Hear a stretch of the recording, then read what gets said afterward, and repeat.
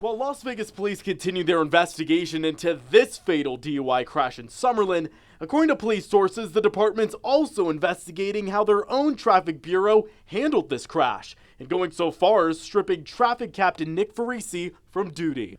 The crash killing a 36-year-old female passenger who's inside Scott Gregson's Range Rover. He's accused of driving under the influence, flying down this road in the Ridges last Thursday before losing control and going off the road. 3 passengers who were inside were thrown out of the vehicle. This was intentional.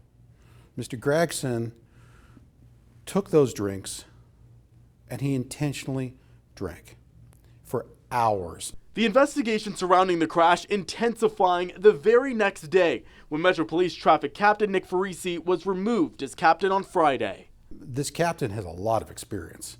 This isn't somebody new on the job, hasn't done this before. Local attorney Robert Murdoch has nearly 30 years of experience practicing law in the Valley and says the details of the case and the personnel changes at Metro following it have him questioning what really happened. It kind of shocks me that in a case like this, where there's horrific injuries, I mean horrific injuries, that things weren't done quickly. And one of those things not done quickly, the testing of Gregson's blood alcohol content. We've learned through the arrest report a search warrant wasn't obtained by officers for an hour and a half, and the first collection of blood wasn't taken until nearly 3.5 hours after the crash happened. Police sources tell us standard protocol is collection within 2 hours of a suspected DUI crash.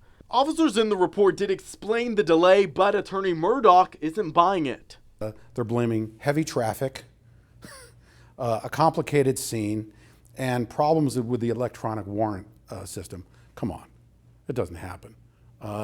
They can go get a warrant in 5 minutes, especially on a case like this. The Clark County DA is pursuing 6 felony charges against Gregson, 3 for felony DUI and 3 for felony reckless driving. Attorney Murdoch says the late testing of Gregson's blood may not negatively impact the case against him, but believes the late testing goes against the reasonable expectation of when it should have been collected. And it's just odd that it happens to happen with a wealthy individual up in the Ridges. I don't know if this would have happened out on D Street. My guess is they would have gotten a warrant in about 3 seconds.